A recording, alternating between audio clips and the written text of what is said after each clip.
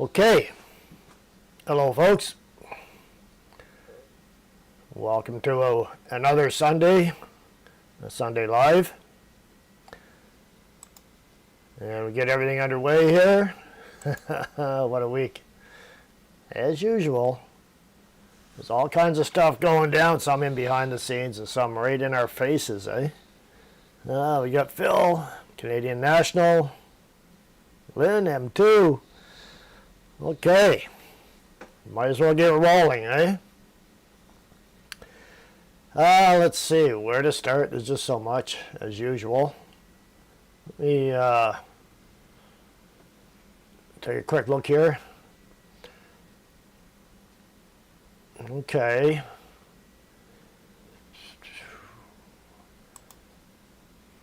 Just to get things started off, there's Lawrence. Get things started off.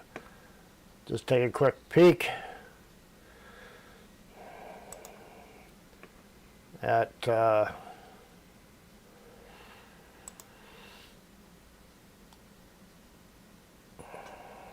this here. I'll get out of the way. The fastest growing jobs in the world. Hello, Paul. No surprise, 110% big data specialists. Okay, so some of these kids that put all their apples in the same cart in school and went into the tech should probably have no problem getting a job. FinTech engineers, 95%. AI machine learning specialists. That's a scary one. 85%. Fastest growing jobs, yeah. Software and application developers, I can see that, 60%. For those techies, security management specialists, 55%. That might be going up a bit with the way things are going. We might need a lot more security out there to protect us from the government. Data warehousing specialists. Autonomous and EV specialists, 45%.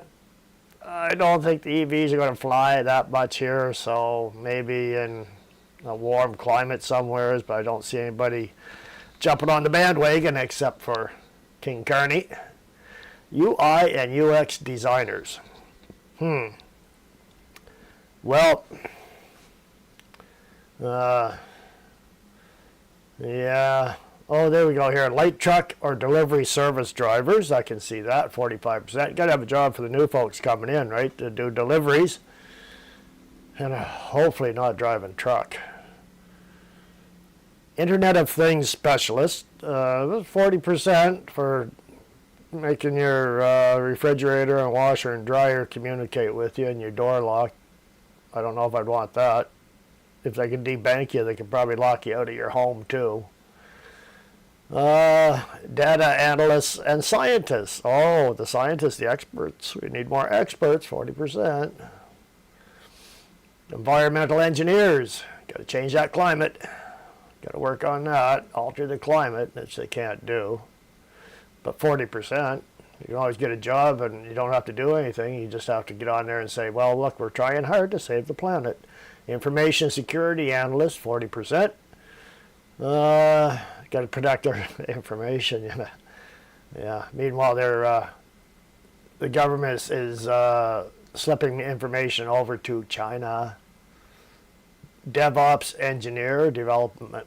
That's development operations, I think. Engineer, something along that line. Renewable energy engineers. Renewable energy engineers got to build better solar panels and faster wind turbines. Yeah. So, those are the jobs that they say they're going to need people to fill. I guess they don't need any mechanics or tradespeople or, other tradespeople, pipe fitters, welders, electricians. No, I don't need any of that stuff. You need people that look after the Internet of Things and the environmental engineers, right? That's what's going to keep things going. And the big data specialists, that's the big one. Well, that's what they say. They're the experts, right? Who else we got here? Marie? Paul, a fan from Gettysburg, Pennsylvania. I always was interested in Gettysburg, you know, the Civil War, American Civil War. I was always fascinated by it. I've watched a lot on that, and that would be one place I would love to visit. I'll never get there, but it would sure be nice to see Gettysburg. Okay, back to the program. This here is a big issue, a huge issue in Canada. And it's quite disgusting.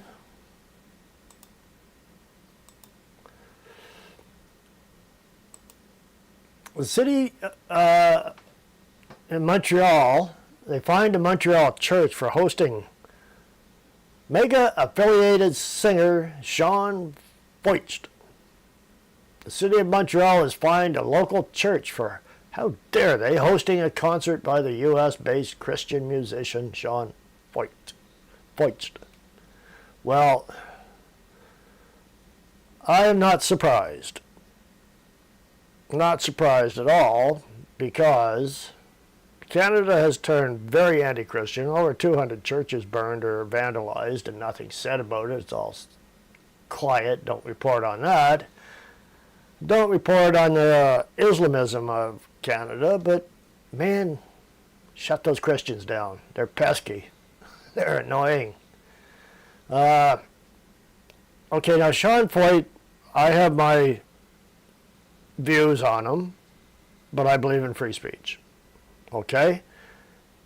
He's with Bethel Church and the New Apostolic Reformation, and I really don't see eye to eye with that particular sect of Christianity, but free speech is free speech.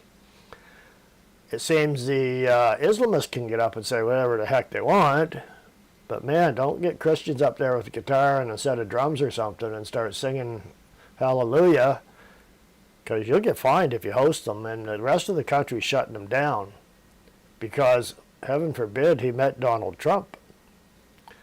This is the state of our country. This is sickening. This is bad. Montreal, the city of Montreal has fined the local church for hosting a concert by the U.S.-based Christian musician Sean Foyt.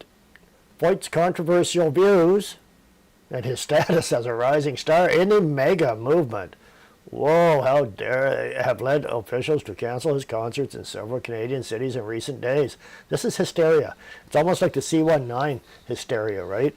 This is liberal hysteria. They can't handle it. But yet they're bringing the Islamists in, the Kneecap, the band Kneecap, which are supporters of bad things.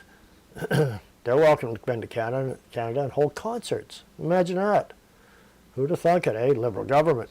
But on Friday evening, an evangelical church in Montreal, excuse me, allowed Foyt to perform a hastily scheduled concert over the objections of the city administration and is now facing a $2,500 fine.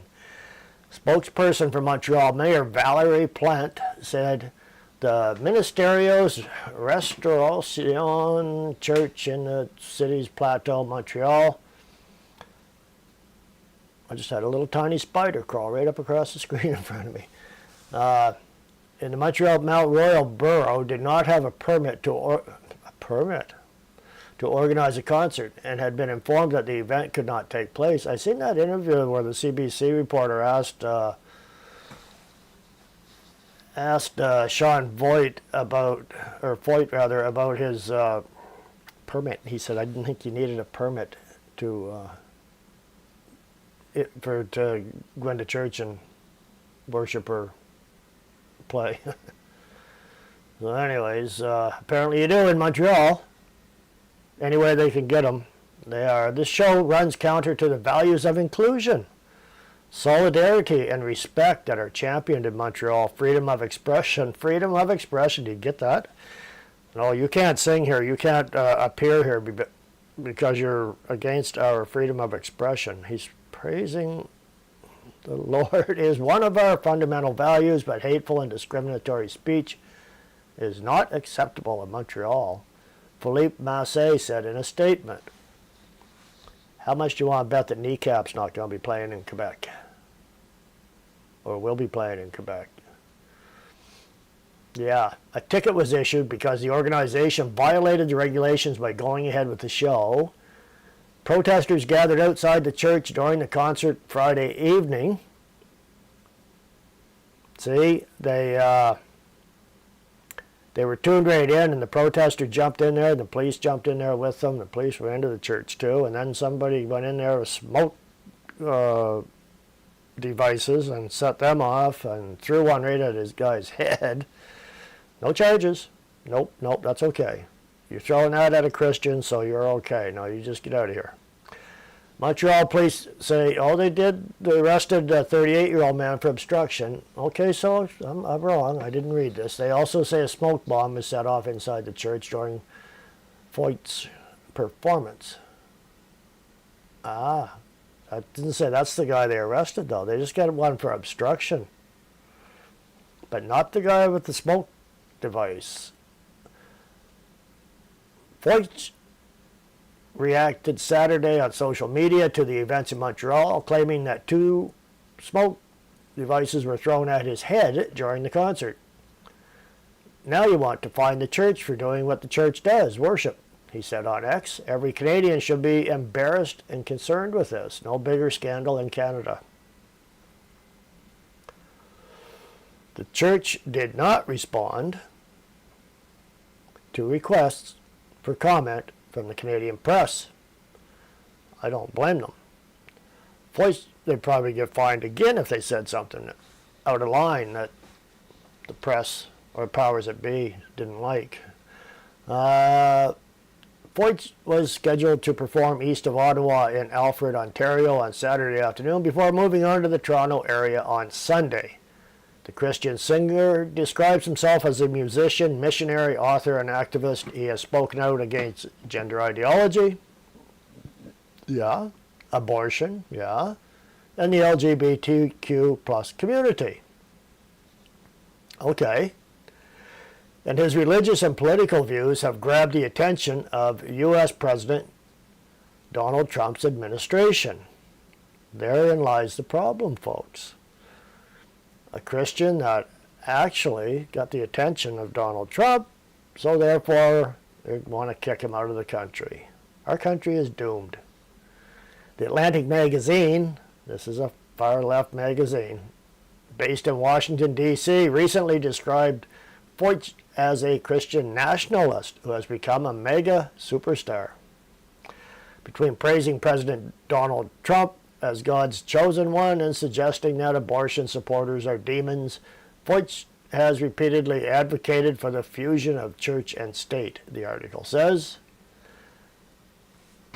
Remember, now this is the Atlantic magazine, so take it with a grain of salt. On Tuesday, Parks Canada announced it had revoked a permit for a performance scheduled at a National Historic Site in Halifax, citing heightened public safety concerns. This is not a joke. These safety concerns is because of a bunch of wacko protesters that have a weird sense of reality. Disagree with anybody that doesn't agree with them, so they're going to go out there and cause a lot of problems, so therefore they get their way. That's the way it works in Canada. Concerts have since been cancelled in Charlottetown, Moncton, New Brunswick, Quebec City, Gatineau, Quebec, and Vaughan, Ontario. Foyt announced his Montreal concert venue on Thursday after his planned Friday show in Quebec City was cancelled.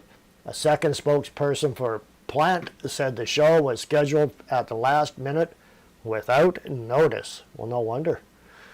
The singer says he's the victim of Christian persecution and is accusing Canada of tyranny and censorship. A couple crazy activists started raising up all this ruckus across Canada, and one by one, all of our permits were canceled out of safety concerns, he said in a social media video posted Friday night following the Montreal performance. Here we are in the middle of a firestorm.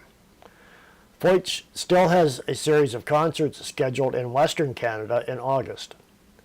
On its Spanish-language website, the Ministerios Restauración Church says it has 700 congregants whose lives have been restored and transformed by the work God does through our ministry. The report by the Canadian Press was first published July 26, 2025.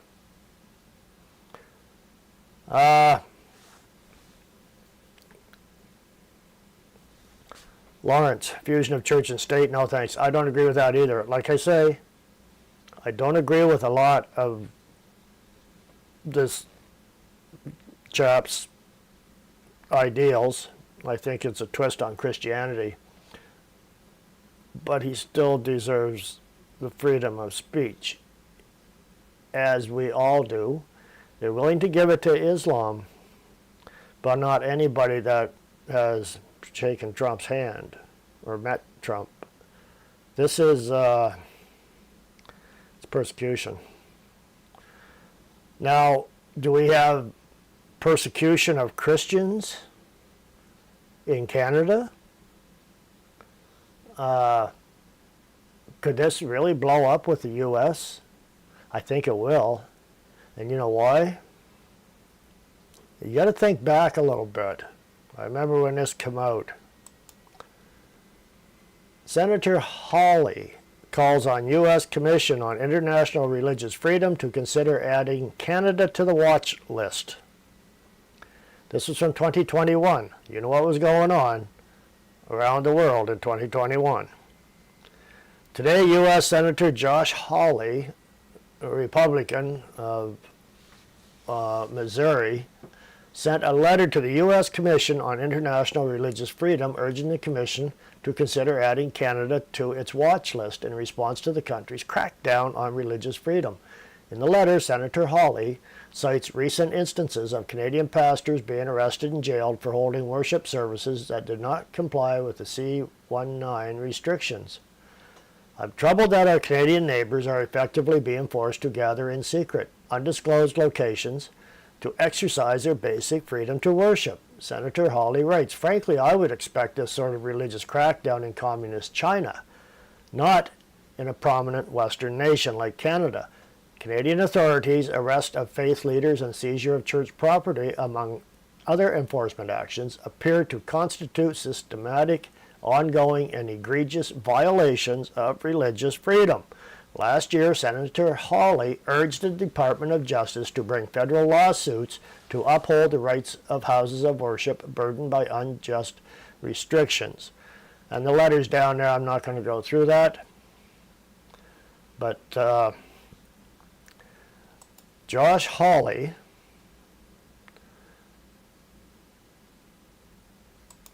if he felt that way in 2021, just think how he's thinking now. How he's feeling now when he sees what's going on here. So, Lynn Hawley's pretty good. Yeah, I like Josh Hawley too. He's one of the good guys. The way I see him, anyways. We need more Josh Hawleys in Canada. There's, it's just going down, like, fast. It's like a train wreck. It hasn't happened yet, but it's just not too far ahead on the tracks. The tracks have been torn up, and this country's just about to collide with the disaster in the future. None of it is good for us. So that was all I was going to look at on that issue. I still stand by free speech, and we should be defending it. Look what's happened to Tamara Lich and Chris Barber. trying to lock them up for 7 and 8 years and destroy Chris's truck, Big Red, his rig, the way he makes it his living. It's disgusting.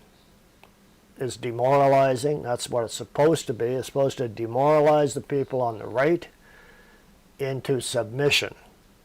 It's a threat to all of us. You speak up, and this is what we're going to do to you. Do not dare to speak up against this government, is the message they're putting out to everybody.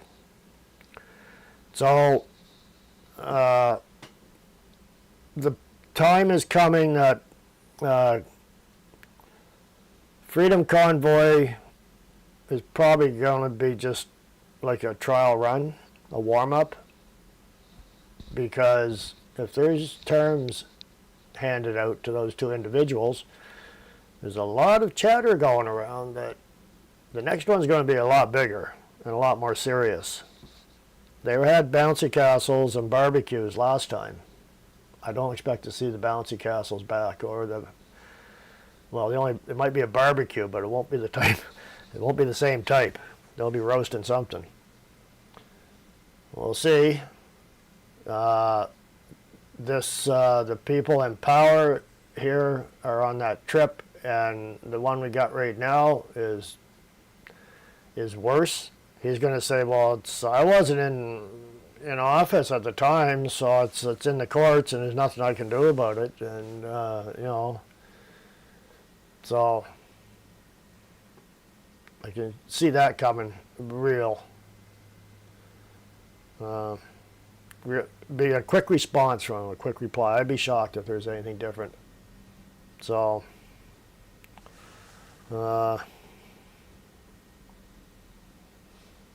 anyways, we've got the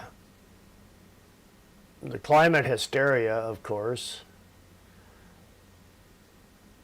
Only 4% of Canadians think that climate change is our top problem now. What happened? The climate hysteria is gone. 4% only. Joe Oliver, if you're familiar with Joe Oliver, he was a member of the Harper government.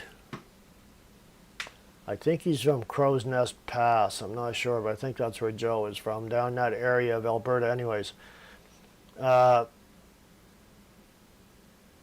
He wrote on the Financial Post, suddenly climate change hysteria is gone, except excerpts in italics with my bolds and added images. So this is from Ron Klutz from Science Matters. Only 4% of Canadians think climate change is our top problem, but many of them are hardcore activists ready to block projects. Over the past several months, public concern about climate change has declined dramatically, replaced by newfound enthusiasm for the development of Canada's vast oil and gas reserves.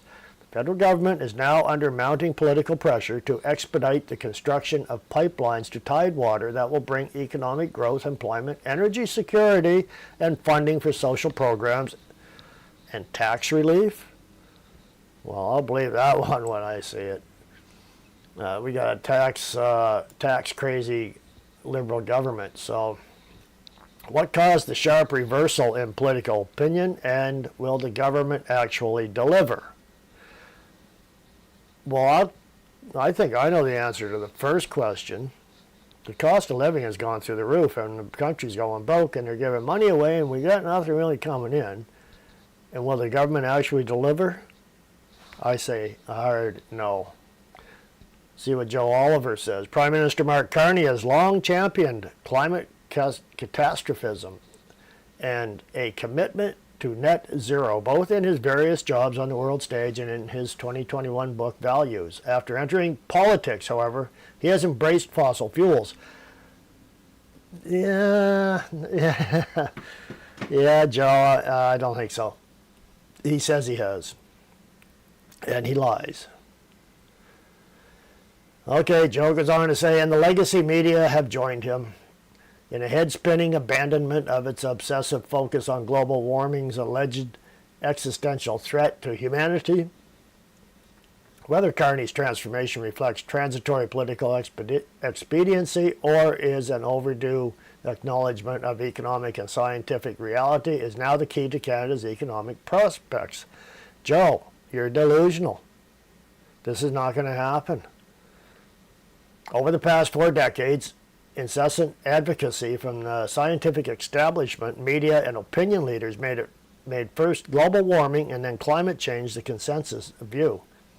Deviation jeopardized reputations and careers, especially for scientists and academics who risked losing funding or even their jobs. It was no surprise then that in 2022, 73% of Canadians believed we were confronting a climate emergency. But now, according to a recent Leger poll, only 4% say climate change is the #1 issue facing Canada. Yeah, they're hungry. They're hungry and homeless. #1 issue facing Canada today, tariffs, Trump, U.S. aggression. See, that's how that's worded, right? I'm going to show you a video here after this, and you tell me after what you think. Are we going to be standing alone in the world? I think we are. Due to these hard-nosed idiot liberals. Inflation and rising prices is 18%, 20% for the tariffs.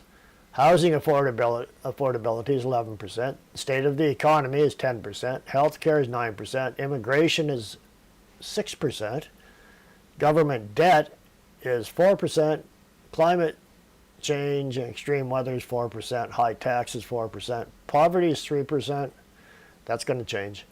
Homelessness 2%. That's going to change. Crime, public safety, and gun violence 2%. That's going to change. I don't believe this. I don't believe this poll. Leger did this. I do not believe this poll. I believe the numbers on climate change. Immigration only 6%. 75% of Canadians said they were fed up with immigration.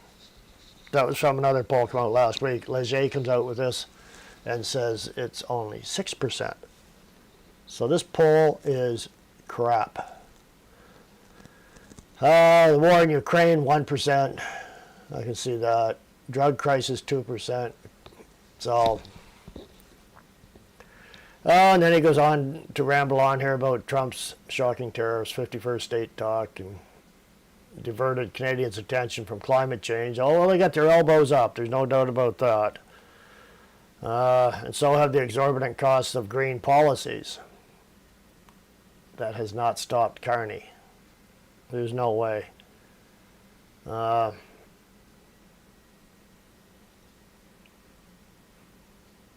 So, what I'm going to do, Lisa Harrison, stop immigration now. Yes, that's the way we feel. 75% of Canadians feel that way. I'm one of them. This just came out earlier today, this video. It's on Fox News. I'll probably get a hit for playing this, but I'll probably get a, it won't be a strike, it'll be a warning probably. But that's beside the point. The big guy's going to speak here. And we're going to... This is probably the biggest deal ever. We're going to check it out. I got to do some tweaking. I hope I don't screw it up. I'll do my best.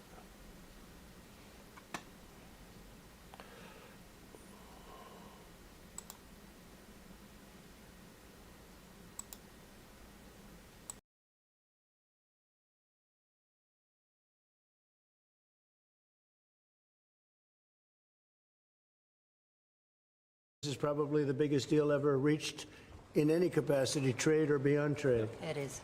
It's a giant deal with lots of countries, because as you know, Ursula represents a lot of countries, not one country. It's not easy for you. It's because a lot of very different countries, great countries, but some are strong with cars, some are strong with agriculture, some are strong with both, right? You have a lot of different factors. So we're going to do the following. The European Union is going to agree to purchase from the United States $750 billion worth of energy, $750 billion worth of energy. They are going to agree to invest into the United States $600 billion more than they're investing already. So they're investing a large amount of money. You know what that amount of money is. It's very substantial, but they're going to invest an additional $600 billion. They're agreeing to open up their countries to trade at zero tariff. So that's a very big factor. Opening up their countries, all of the countries will be opened up to trade with the United States at zero tariff. And they're agreeing to purchase a vast amount of military equipment. We don't know what that number is, but it's the good news is we make the best military equipment in the world, so sort of you have to do that. I mean, until somebody tops us, which is not going to happen. We're way ahead of every other country in terms of the quality of the military equipment. You saw that recently in Iran, and you see that, unfortunately, you see that often for all the wrong reasons, right? So those things are $750 billion, $600 billion, opening up the country. We are agreeing that the tariff straight across for automobiles and everything else will be a straight across tariff of 15%. So we have a tariff of 15%. We have the opening up of all of the European countries, which I think I could say were essentially closed. I mean, you weren't exactly taking our autos, you weren't exactly taking our agriculture, and then you would have smaller things, but for the most part it was closed. And now it's open. It's open for our companies to go in and do a good job with it. I think you'll like them. I think you'll like it. And we will, very importantly, they'll be investing a lot of money, but the military is a big number, but that's one number we're not determining. It's going to be whatever it is, but they're going to be purchasing hundreds of billions of dollars worth of military equipment. They're very important. They're going to purchase $750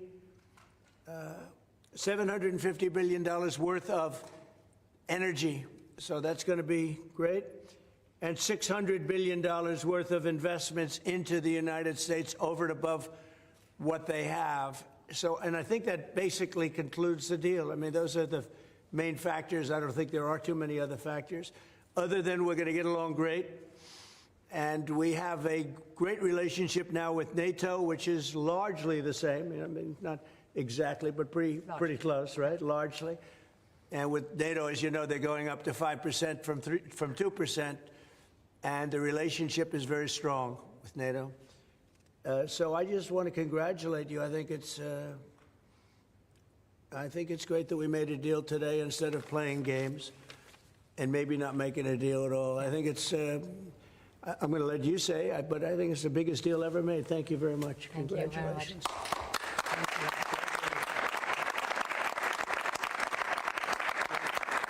Yeah, thank you. We have a deal. We have a trade deal between the two largest economies in the world. And it's a big deal, it's a huge deal. It will bring stability, it will bring predictability. That's very important for our businesses on both sides of the Atlantic. It's 15% tariffs across the board, all inclusive. The investments Mr. President just described, that are going to go to the United States and the purchases over there.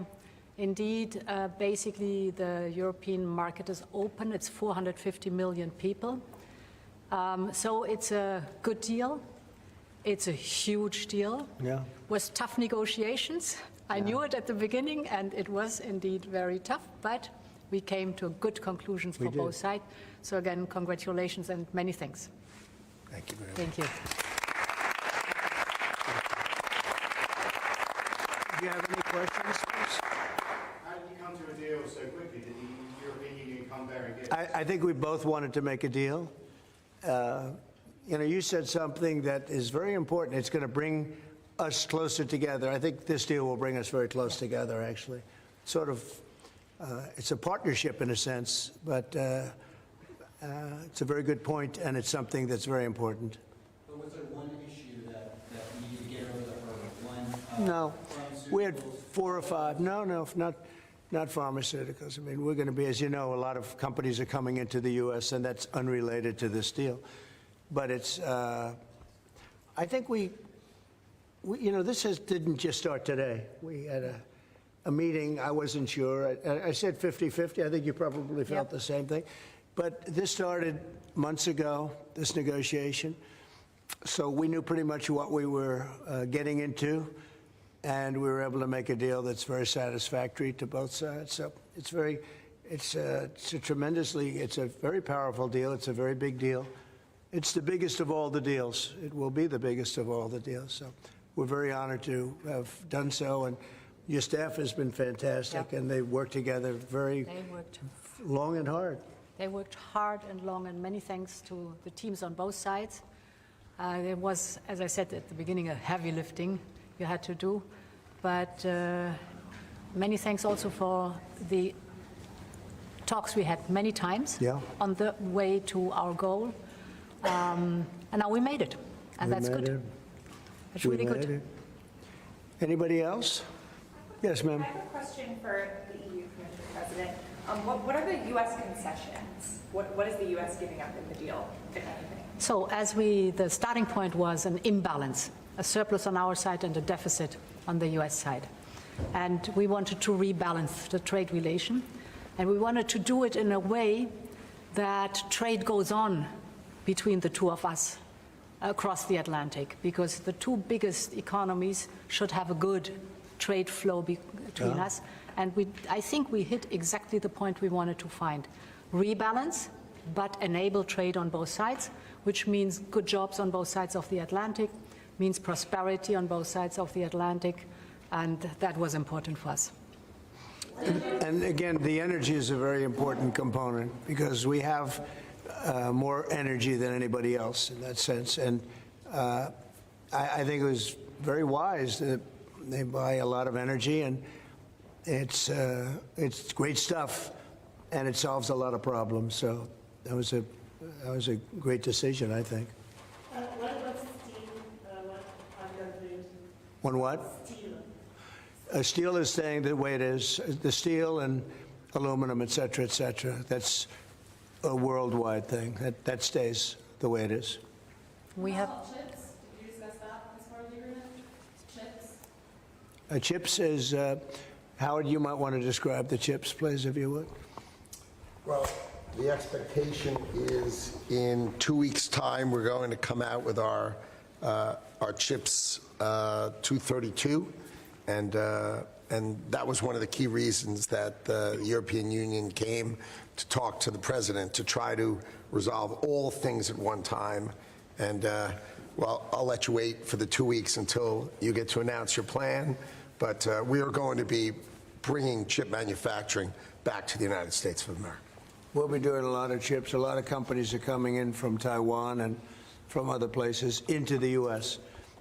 And they're doing that in order to avoid tariffs. And the president really avoided the tariffs in a better way for them, much better way, much more conclusive. I think probably much more profitable, definitely much more profitable, and got a lot of benefit from it. So it was a very interesting negotiation. It was. I think it's going to be great for both parties. I think your various countries are very happy about this. Is there an industry in the U.S. that you see maybe having the first impact of getting into this market that was not accessible before, whether it's auto? What's the first call you made? Yeah, I think cars. Cars basically were not invited. Were not. I don't know if the word is not allowed or just you just kept them out somehow, right? But cars will be. We have some cars that do terrific business, and we do really well with the pickup trucks, with the SUVs.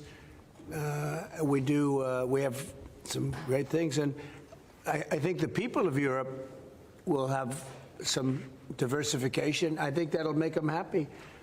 So I think maybe cars would be the one that would go the biggest, and the second would be agriculture, the farmers. And we'll do it in very strict conjunction with the president and the European Union.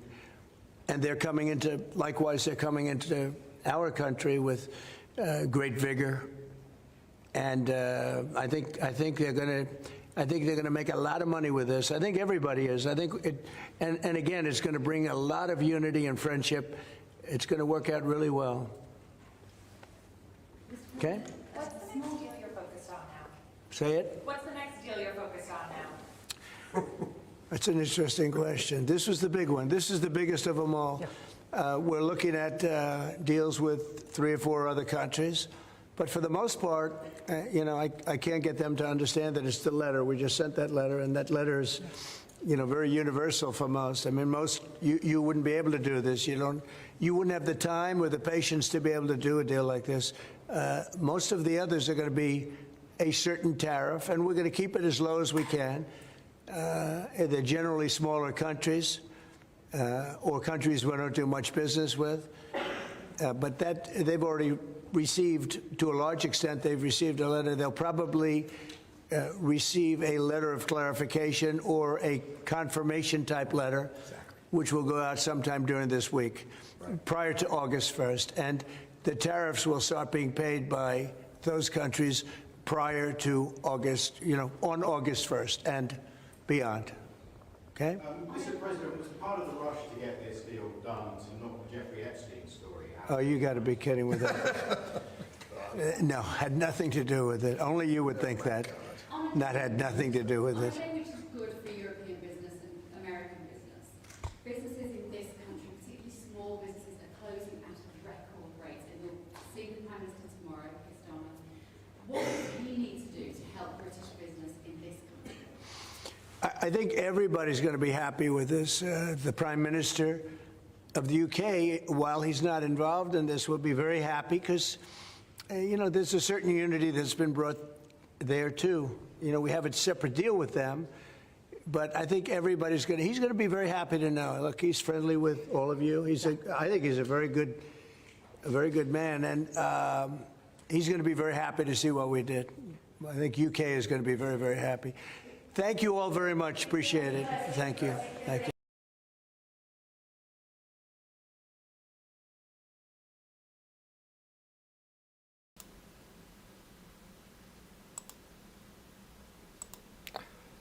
So, the reason I found that video so interesting is because there's a few things he mentioned in there to Ursula von der Leyen. I have no use for Ursula. She's just another hard left communist scoundrel. Okay. They're doing a huge deal with the military. So, here we are. Let's look back a little bit. Stephen Harper signed a deal with the U.S. to buy F-35 jets. As soon as Kevin Leary would call, and the idiot King got in, he canceled the deal for the F-35s. Well, that cost us a bunch of money.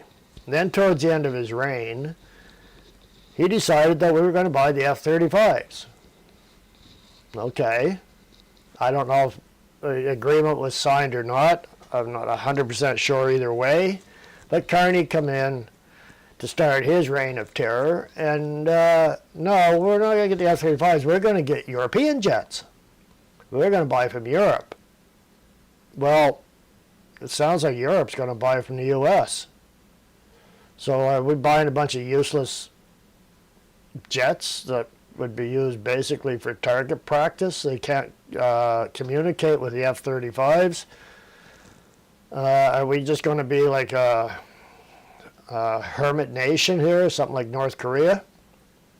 So that was one thing I noticed about the military. And the other thing is that all these countries have signed agreements, but Canada's not getting one because Carney's not even trying. So, yeah, we could be a hermit nation under a dictator that thinks of himself as King Carney. Yeah, that's what I got out of that. Those are huge deals. And he's got more on the go, Trump does, and Carney's was playing bocce ball and on holidays and, you know, just generally out there hacking around, having a good time, just like Trudeau used to do. So we're pretty much cooked. The other one was the energy. Europe's buying a whack of energy from the U.S., but we can't get a pipeline built. We can't get natural gas out to the coast. We can't get our oil across the country because Carney said, well, I'm going to have some big projects and I'm going to put pipelines in, and as soon as the native bands, the chiefs all approve it, then we can do it. He didn't say that. But in a roundabout way, it was in there, and he did mention it a little bit, but in passing, of course. So, no, we're not getting anything built. My neighbor at my camp, he works on a military base, and he said, well, I said, Carney's a liar. And he said, no, our agreement is due, and we're all getting a raise in our new agreement. I said, who said that? He said, well, Carney did. He said, he promised that we were getting a raise. I said, that was the magic word right there. He said, what? I said, promised. Promises don't mean anything to Carney. He'd break that so fast. He'll say, I can't afford to give you guys a raise because I got to buy some European jets. Sorry. I don't expect them to see them get a raise. If they do, it won't be anything like they're being promised. So, yeah. He fell for it. He fell for Trudeau, saying that, Harper's going to shut down all the military bases, so we got to vote for Trudeau. I told him, I said, Harper's not going to be shutting down all the military bases. He's going to shut down some bases that are not really being used except for paychecks for some of the locals. That's about it. No, anything but conservative. They knew, no, he's shutting down all the bases. And this is a huge base here, Gagetown. It's got a huge land mass for training. All NATO troops pretty much train there during certain amount of times. I know when I worked there, I had a bunch of guys come in January. And I was talking to them, and this fellow said, oh man, it's so cold around here, I don't know how y'all live here. I said, yeah, it's pretty bad. It's, where are you heading? He said, Labrador. I said, you're going to think this is warm when you get to Labrador. He looked at me almost, he didn't know what to say. He said, what? And I said, oh yeah, Lab's going to be a lot colder than here. So, but you see, U.S. troops are here. I don't know about now, under these liberal governments, I don't know if there's much training going on at all. I mean, they've gone kind of woke here, right? You got a woke military. They're long hair and beards and dresses and fingernails, and I'm not talking about the women, I'm talking about the guys. So, yeah, no, it's a mess. So, what else here? I had, okay, no, we looked at that one. I'm going to jump back onto this climate thing here. Now, this is only a 2-minute read. If you want to look at it yourself, the rest of it, the full article, it's on the Fraser Institute. And this is from back in May 21st of this year. It says, Canadians should follow the data and get smart about climate change policies. Well, that would be a good start. Hot air and cold truths. This is by Bjorn Lomborg. I don't think he writes for Fraser Institute. I think he's independent, but whatever, that don't matter. Here's some bullet points is all it is. This series of essays challenges the prevailing alarmist narrative surrounding climate change and argues for a more balanced approach to environmental policy, emphasizing the need for cost-effective solutions that prioritize human well-being, economic growth, and technological innovation over costly, inefficient mandates. I like that point. While climate change requires action, and I'm just going to pause on that to throw in my 2 cents worth. Of course the climate's changing. It is continually changing. Is it changing in one direction? No. But anyways, we should have some action, whether it's to protect against flooding or if it's to protect against forest fires and all that stuff, right? Anyways, I'll carry on. The current rhetoric is detached from empirical evidence. Overstating risks lead to policies that divert attention from more pressing global challenges such as poverty, disease, and malnutrition. Much of the climate debate fixates on rising temperatures, yet cold weather kills far more people than heat. Aggressive emissions cuts raise energy costs and paradoxically increase suffering, making heating and cooling less affordable. I'm going to throw in my 2 cents here. I was at my camp on the weekend. It was friggin' cold. I woke up freezing in the middle of the night. It's July. It's the middle of summer. We were down to about 12 degrees, I think it was. 12 to 14, somewhere in around there. Which would be, 30s. What would that be? 12, be 24. Yeah, 50, mid-50s Fahrenheit. This is summer. And it's going to get colder coming up here next weekend. I have to go back. Okay. Heavily subsidized green initiatives such as wind and solar energy and electric vehicle mandates deliver minimal emissions reductions at a very high cost. Yes, electric vehicle mandates, there should not be such a thing.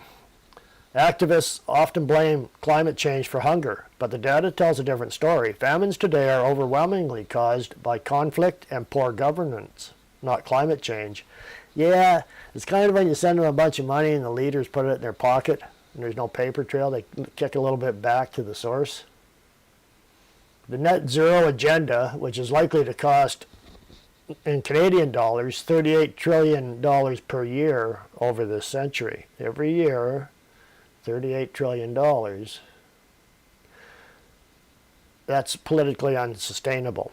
Poor nations will not adopt climate policies without trillions in aid. Even if countries like Canada bankrupt themselves, which we're doing, pursuing net zero, the impact would be negligible, less than 0.02 degrees centigrade by 2100. Yeah, so almost a whole century to get 0.02 reduction. We won't even get that. Well-intentioned but poorly designed climate policies disproportionately harm the world's poorest. If we care about equity, we should prioritize economic growth and energy access. And by focusing on smart, cost-effective solutions, we can create a more sustainable and equitable future for all. So the article is probably pretty good. That's on the Fraser report. So, and now I think I'm going to take a little tour through X. Okay? And we'll look at a few things that's been posted on X. We're not going to look at everything, but I'm just going to browse down through there so we can see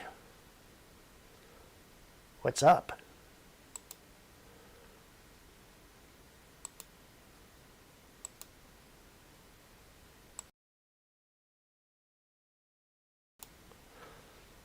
There. I think I've got it. Aaron O'Toole, I'm not going to read that. I don't get nothing. Aaron O'Toole's got nothing to say that any of us want to hear. Canada's trade to countries other than the USA is up dramatically for the 4th month in a row. That means we're going down every month, is all that means.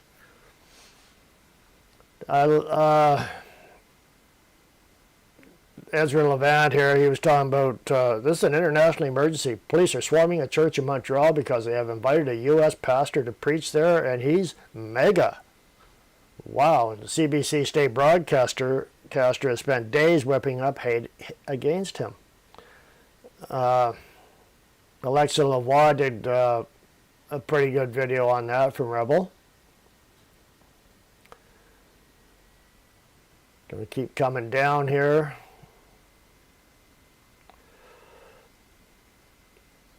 They're talking about the church being fined. Doug Ford, I'll come up to Doug Ford here in a minute. We can listen to him. It's a short video. People in Ontario, he's selling you out as usual. Doug has ideas that are would be much in line with the Democrat Party in the United States, known as the Liberal Party in Canada, but he poses as a conservative. And if an election was held, he'd get back into the majority because he's evil, but the other parties are more evil. So, here we go here. This is in Toronto. No problem. Praying and blocking the streets. I'm not going to play the audio because all it is a bunch of chanting in Arabic from a bunch of Islamists. So there they are taking over the street. The police make sure that nobody bothers them or says anything to them. But a guy can't go into a church with a guitar and a set of drums and play a concert for the Christians because you can't do that in Canada. You're not allowed. How dare you? Doug Ford announced he's given 100,000 asylum seekers in Ontario work permits. There's no shortage of work there for anybody, apparently, according to Doug Ford. 100,000. These aren't immigrants. These are asylum seekers. Very much like the Democrat Party would do in the U.S. when they were in power. So, there you go, folks. There's your premier giving your future away to a bunch of illegals that come into the country. Exactly like the Biden administration. And he says he's conservative. I like this reply here from Ezra. Sean Foyt, he says about CBC, he says, these guys are following me everywhere lately. Should I talk to them? That's the CBC Radio Canada. So he wants to know he should talk to them. Ezra replies and says, they are malicious. They mean you harm. They are with the state broadcaster, part of the same government that is trying to ban you and fine you. The only thing you should do with them is pray for them or an exorcism. I think they need an exorcism. Rod Stewart, I didn't even know he was still alive. He was in Toronto and he's in there ragging on the U.S. about the 51st state comment. It's really none of Rod Stewart's business. He's a has-been.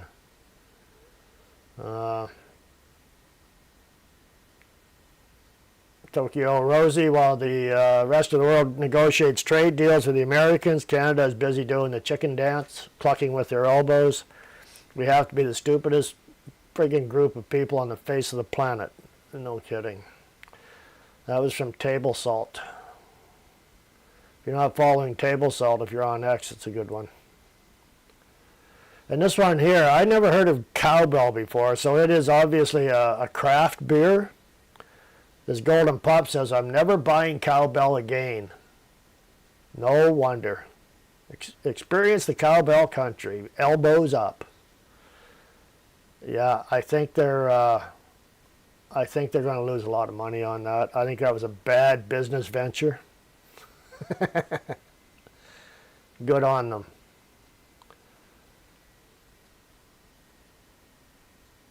What else did we have here? Yeah, see, here we go. Mark Nixon, breaking Canada will now require unanimous First Nations approval for all major projects. That's like needing 338 MPs to agree on a bill. Never going to happen. Bradshaw's Mark Carney now going to place blame on First Nations when projects don't get built. That's exactly what his plan is. This is the snake here, King Carney. Yeah, that's his game. And he's joined up with French President Macron. There's another two snakes in a barrel to call for a Palestinian state. This is a reward to Hamas. Yeah, no kidding. Wonder what the comments are on that. Macron's a loser. So is Carney. This makes me sick. Linda McGrath, Carney's not representing the wishes of Canadians. Have a referendum. I'm so mad at the anti-Semitism on full display with these lunatic liberals. This one here, too, this bothers me. Why is he still making decisions without Parliament, that clown? He has 43%, no popular majority, and no chamber majority. This insanity has to stop. We didn't give him the right to speak for all of us, and this is clear in the number. He's doing this stuff without Parliament sitting. He's just ruling it like the idiot king before him, right? Why doesn't he just quit and move on with his globalist WEF buddies in the UK and Europe? Yeah, no kidding. Carney's keeping his voter base happy. Al-Qaeda, Hamas, ISIS, Hezbollah. Yeah, that's about it. That's his voter base. That's what he wants. That's why he's importing them. He's importing the votes. The same thing that Democrats are doing in the U.S. The liberals are no different. Trudeau was hanging out with Hillary. He gave her, remember, $12 million just to show up for his election campaign. And Obama, who knows what was going on with him? It was almost like a love affair. Sick, but I think it might have happened. The CBC watcher, ignore mass immigration and a stagnant economy. We can now blame the housing shortage on seniors. Yeah, that's, let's see, I could bring the audio up on that. I could. This is wild. This is what, I blame those seniors, right? You got no dirt and those persnickety old seniors. Here we go.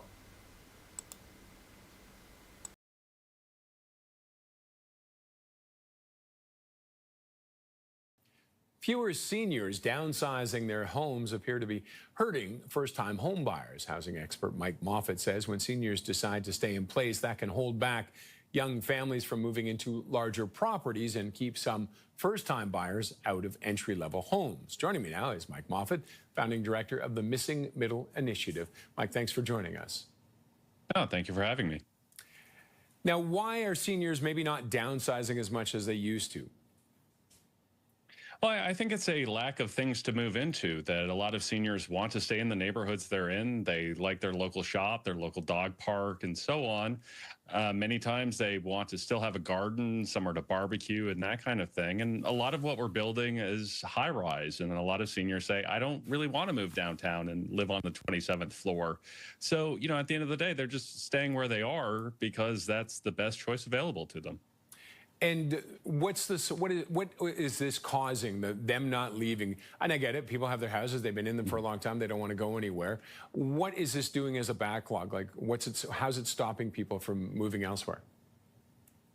So when municipal planners in cities come up with their official plans, they kind of assume a certain amount of what they call generational turnover, which is basically seniors to leave their homes. And because that's not happening, we're not basically planning enough homes for young families. We're not making enough land available. We're not making the zoning changes that are necessary. So it unfortunately becomes this kind of zero-sum game where we don't plan for enough homes because we make these mistaken assumptions about how seniors are going to behave. Now, what is the solution? Should the government step in? Do we need more housing? Because aren't the starter homes the same as the smaller homes for seniors? Well, certainly we need more housing in general. I think we need to have more realistic land use projections, but we also need to find ways to build kind of missing middle housing in existing neighborhoods. Be able to turn a single detached home into a duplex or triplex. Create kind of seniors friendly amenities in the neighborhoods that they want to live in, because that will allow them to stay, but also open up additional properties for young families. Has it shown some seniors are open to that idea of maybe turning their houses into duplexes, and so they can stay where they live but still even have income for themselves? Yeah, absolutely. So sometimes they are, converting their property, adding a secondary dwelling unit, but a lot of times that creation of a triplex isn't necessarily where the senior is currently living. It's in some other property in the neighborhood that can get renovated, and both a senior family and a young family can move in. And oftentimes they're, the same family. It might be grandma and grandpa is on one side of the duplex and the kids and grandkids are on the other side. So that way everybody gets to stay close to each other, and there's a home for all generations. Okay, Mike, thank you very much for joining us today. Appreciate it. No, thank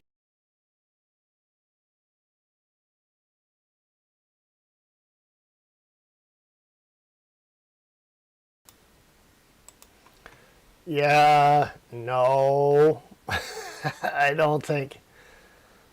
I don't think the seniors want to have a duplex or a triplex and bring. It won't be the young Canadians, folks. You know who it's gonna be. It's gonna be those asylum seekers and the new immigrants, and they'll kick Gramps and Grandma out. They'll run them out of there because they won't be able to put up with the new tenants next door to them. Grandma and Grandpa's going to end up moving into a high-rise somewheres or an old apartment in Skid Row. So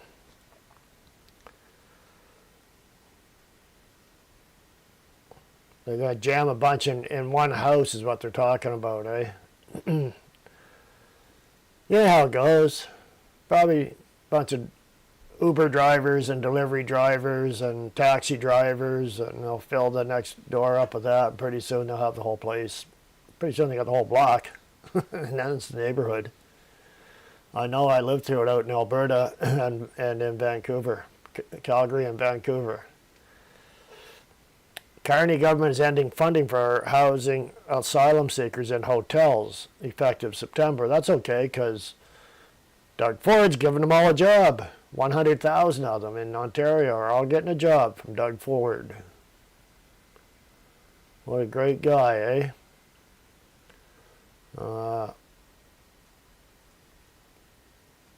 Yeah, no trade deal during the G7, no trade deal by July 21st, and probably no trade deal by August 1st. Meanwhile, Trump upped the tariffs to 35% instead of 25% under Trudeau. So glad we elected a strong negotiator like Mark Carney. Yep, he's the man. So, just a little bit of a peek at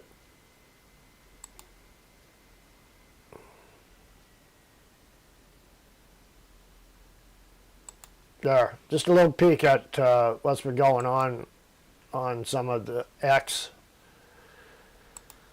So, what do we got here in the chat? What's going on here?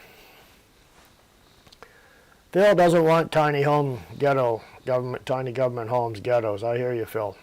None of the seniors do either. Well, maybe if some of those liberal seniors, if they got their elbows up and they do what the government wants them to do because he's smart and he's the one that's going to solve all the problems. So, oh hell, why not just cut it in, divide it into their home into a duplex, and then they can rent out both sides and move out and then move into a tent city, I guess, because they won't be able to afford to buy anything. So, Emma, Edmonton's mayor is a muzzy bus driver, only in Canada, that Trudeau's both. Lisa Harrison, hello. Yeah, Canadians are not getting jobs at all. No. I know. I was talking to my neighbor there on the weekend out in the camps, and his wife gets it. He's, he says, well, we're going to meet our NATO commitments, and we're buying new jets. I said, yeah, we're buying new jets. I said, you know what the Chinese are doing? He said, what? I said, they're building drones. They're building drones that they simulate, they look like mosquitoes, and they're using those for reconnaissance. They're using dragonfly drones. They look like dragonflies. I'm not sure what their capabilities are, but maybe they can just give you a little bite when you're not looking from behind, and next thing you know, you got a communicable issue, right, that spreads throughout the population. We don't know, but we can't trust them, and after what happened in 2020, 2021, why should we? So, he's thinking, he doesn't think out of the box. He's thinking, like, see, he's on the base. So the guys and gals on the base, not only are they listening to their higher ups, which they're supposed to, but are the higher ups, of course they're getting their information from the national leader, which gets the information from the government. It kind of gets passed down, and some of them are probably still sitting in front of the television on their days off or nights, time off. So he's caught in the matrix there and doesn't realize it. That's the way I see it.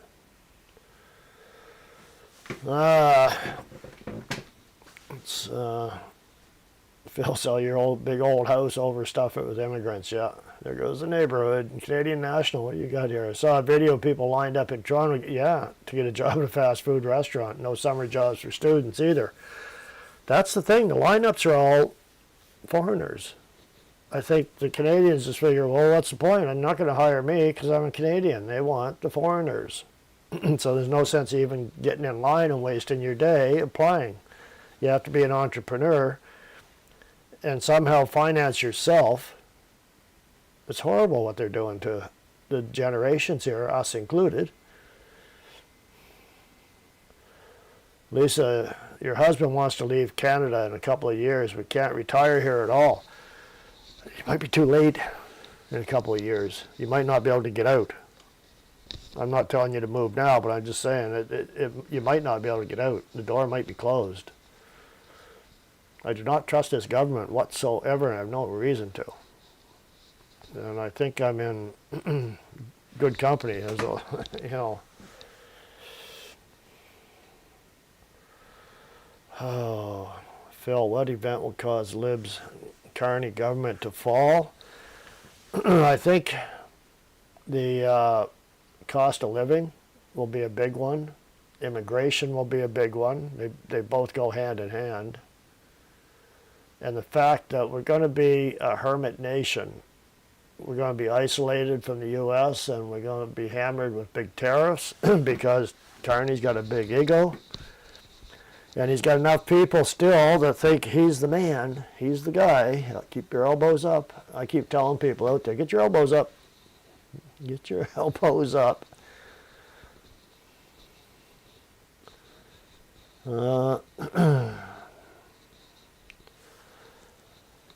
Canadian National, it's a genocide on us, yeah. Foreigner salaries are heavily subsidized. Marcos, yes they are. That's right. Heavily subsidized. But you know who. Seems plausibler to get land and grow food, root cellar, etc. Phil, I'll tell you, my garden is a disaster this year, and there's quite a few other people I know too that they're not producing. I have my suspicions. I went over this before on another video, on another live stream rather. This is weird.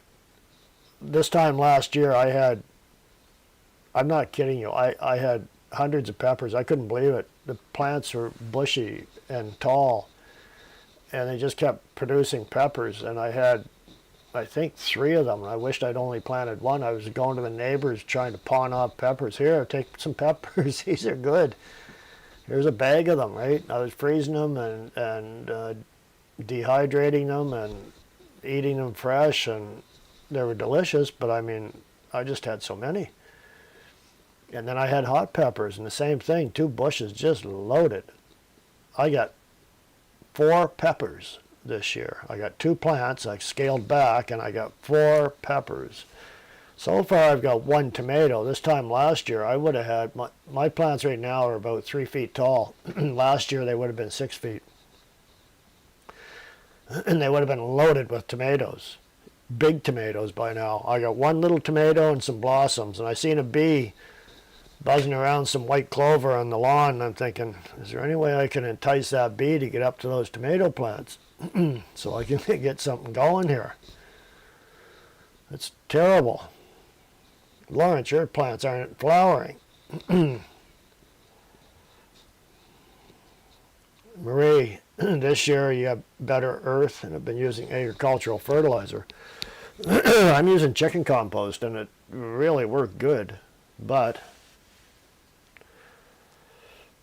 you say you got better earth, so you changed it. I just wonder what's going on. Are we contaminated, or what's going on?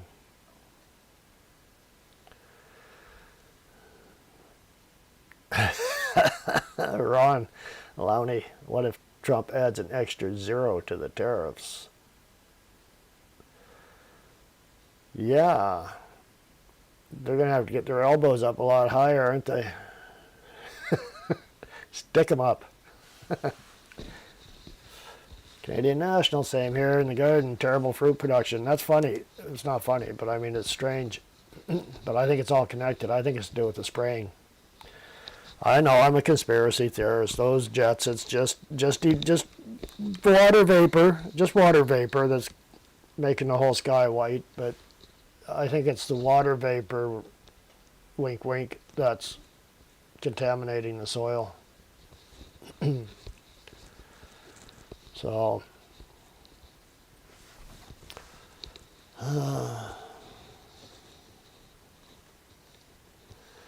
Lisa, your son has won all the awards. He's the best classical guitarist in Ontario. He has teachers, etc., given us the best advice. He has to go to USA.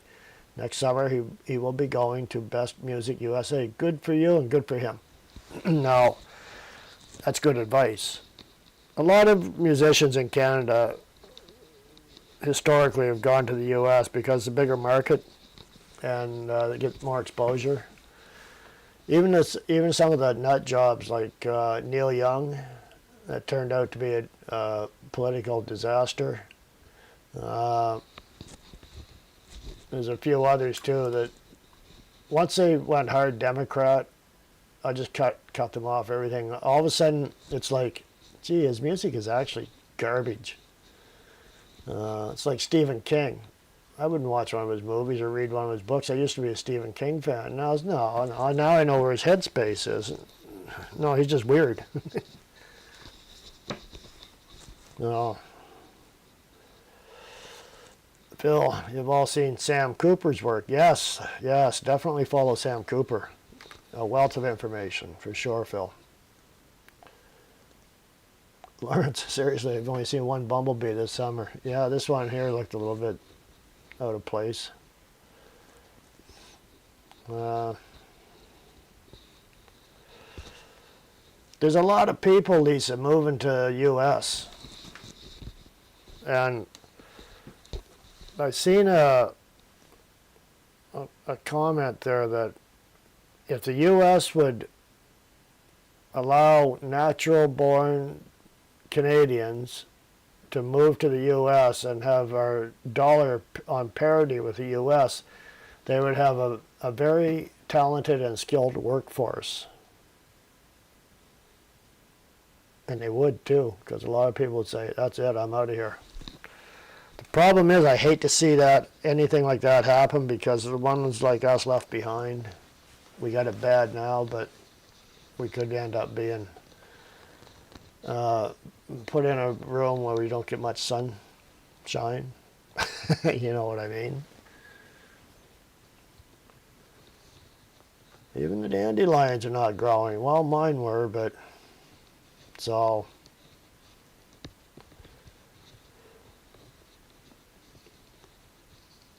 Nick, just saying, guys, seen all kinds of bees this year, as usual, even a lot of new black carpenter hornets. It depends where you're at, I guess.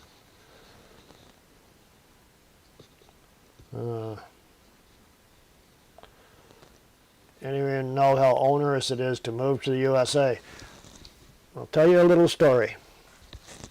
When I was living in Vancouver, I decided that I'm going to take a trip to the United States of America. I'm going to take 2 weeks off from work in the summer, and I'm going to head down to the U.S. and just cruise that west coast and maybe make it down to California and see what it's all like. So I hit the road. Once I get out of Washington State with a speeding ticket, fake speeding ticket and all that stuff, I think I've mentioned that before. Anyways, then I get into Oregon. There was a good bunch down there. Met a few people, and we had a pretty good time. And then I meandered on down to California, and I got down as far as Half Moon Bay, just south of San Francisco. But when I was in San Francisco passing through, for some reason, I don't know why or how, but I ended up going to this plumbing company to apply for a job. So I go in, and the guy, I show up, I'm going, it was weird, because I was going through the neighborhood, and I was the only white guy in the neighborhood. The people in their yards are stopping and looking at me going by. I had Canadian plates on, but I don't think they were looking at the plates. And I never thought anything of it, you know. I just figured, oh, a stranger in town. But anyways, I get up to the shop, and it's a compound with razor wire all around the top, a chain link fence, a roll-away gate. Okay, so the gate's closed, and 2 dogs come running out. And they're barking and barking and barking, and so I noticed their tails were moving, wiggling just a little bit, right? That's a good sign. So I said, hey guys, how you doing? Come on, get up here, come on, come on. And I coaxed them, and I put the back of my hand up to the fence so they could sniff it, right? And they're sniffing it, they're both in there sniffing my hand, right? And, okay. So I slipped my hand in through the little gap on the gate, and they come over, and I got my fingers in under their muzzle, and I gave them a little rub, right? And then I could see the tail going. Tails are going, right? And they were liking that, and I got it rub the side of the face, the head, and by the ear, you know, and oh yeah, these guys are good. So I open the gate up, and I go in, and the dogs are walking right with me, one on each side of me. And I go into the shop, and Phil, you driving? Yeah, I was driving a 79 Firebird. And so then I get in, hollering, Bob, Bob, where are you, man? Bob. And he says, I'm up here, upstairs. I said, where's the stairs? And he told me down at the other end. Okay, so I go up. I said, how's it going? He said, good. He said, how did you get in? I said, through the gate. Well, the dogs let you in? I said, yeah, why not? He said, none of my guys will come in. They're all scared to death of those dogs. And I said, those two? I said, I thought they were pretty good dogs. No, he said, they're my guard dogs. Oh, well, okay. Anyways, long story short, no problem with the interview. He was happy. He said, I'd love to hire you. But here's the catch, moving to the U.S. Now, this is back then. This was in 98, I think it was. He had to run an ad and prove that he couldn't find any American in the country, in the state for sure, I think maybe just the state of California, that couldn't fill that position. And if he couldn't, after a couple of weeks or so, I'm not sure the duration, if he couldn't find anybody, then he could hire me on a temporary or whatever it is, however that works. But he had to guarantee me work. He had to guarantee me accommodations for 1 year. And he said, I can't do that. And I said, I wouldn't expect you to, because I could just be a bum. You never know. I could get here and just not show up half the time or just not produce for you or whatever. I said, I wouldn't do that, but I don't blame you. I wouldn't expect you to. And the secretary said, well, why don't you do what the other ones do? Just marry an American. I said, that's a good idea. What are you doing next weekend? She said, I just got divorced, and I'm not getting married right away. So, anyways, that's what I went through. So I came back to Canada. I'm kind of glad I didn't get the job anyways, you know, but who knows what would have happened. But let's see. Let's see.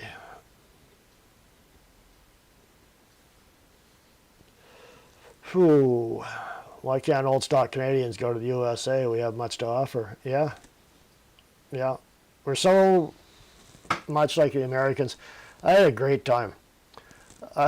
When I was in Oregon, I shouldn't be on all these old tales. This is a quick one. I'm in Oregon. We're on the pool table. And Mitch, this guy that was on there, so it was my turn. He said, you got to put a quarter in the light.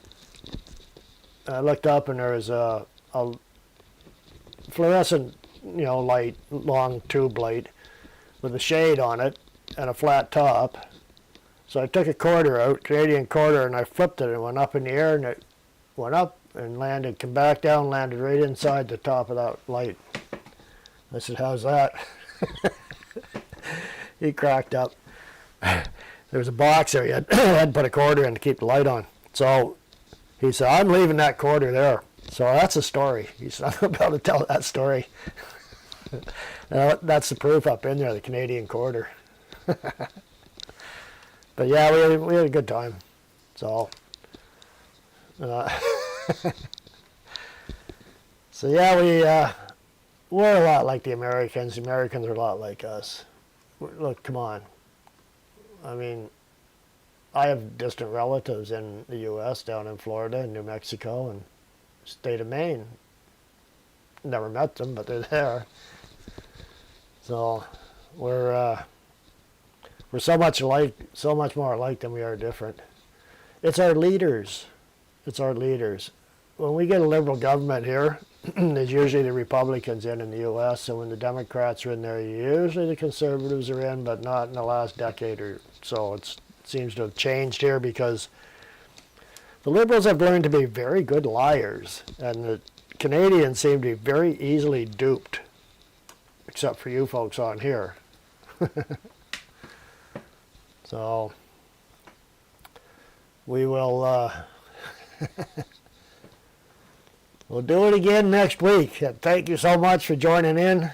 It's always a blast. We cover a few things here and get to have a chat and meet each other, and it's all good. It's all good until they say we can't. And just keep your chin up. Look on the sunny side of life. That's all I can tell you for advice. Do it again next week. Hang in there, folks. Thanks again. God bless. Bye for now.